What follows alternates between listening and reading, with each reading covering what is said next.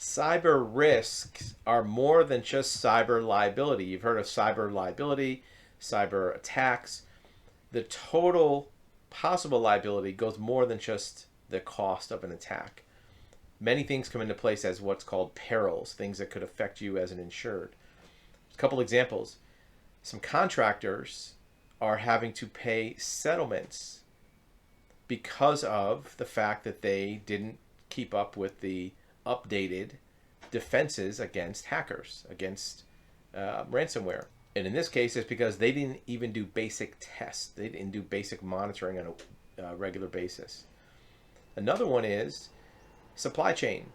Do you know if your supply chain, your suppliers, all are secure with their cyber defense or cyber insurance? Because if not, if you don't even make the basic inquiries to your suppliers, if one of your suppliers is hit with a cyber attack and it keeps you from being able to manufacture products or provide service, your customers, best case scenario, won't like you. Maybe a little worst case scenario, will leave and go to another company. Worst case scenario, they'll sue you because you didn't provide per your contract.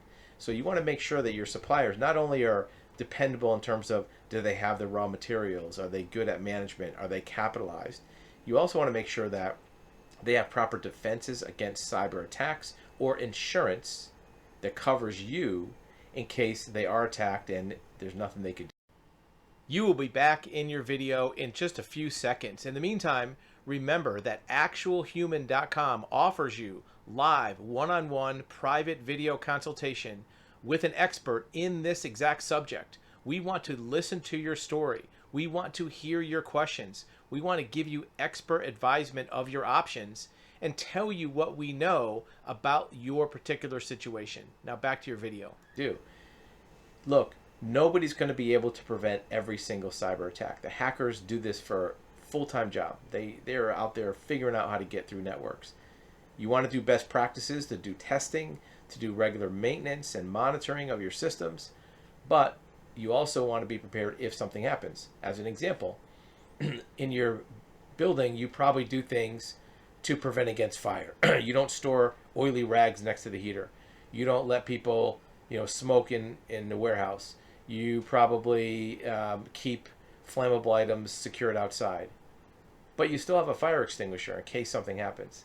The same thing with cyber attacks. You want to do everything you can to prevent it, but you also want to be prepared if it does happen. How are you going to survive? Do you have a response plan?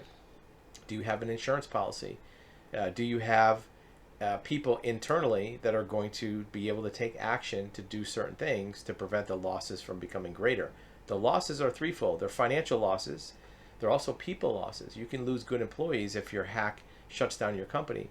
And there's also practical losses where you might have to spend days or weeks performing tasks that aren't productive. You may have to be doing things that aren't selling you more product, manufacturing more product.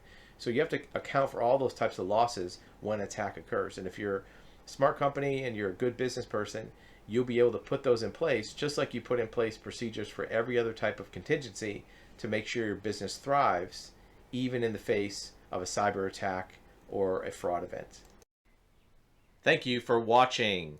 Remember, you can access live one-on-one personal consultations with a licensed private investigator, a licensed commercial insurance broker, licensed certified real estate title examiner, also a certified civil court mediator. So if you have a need to talk to an expert in any of these fields, or even a licensed building general contractor, you can click the link below, actualhuman.com, and arrange a live one-on-one undivided attention with a licensed expert where you can ask any questions, get information about your situation, and we'd be glad to help.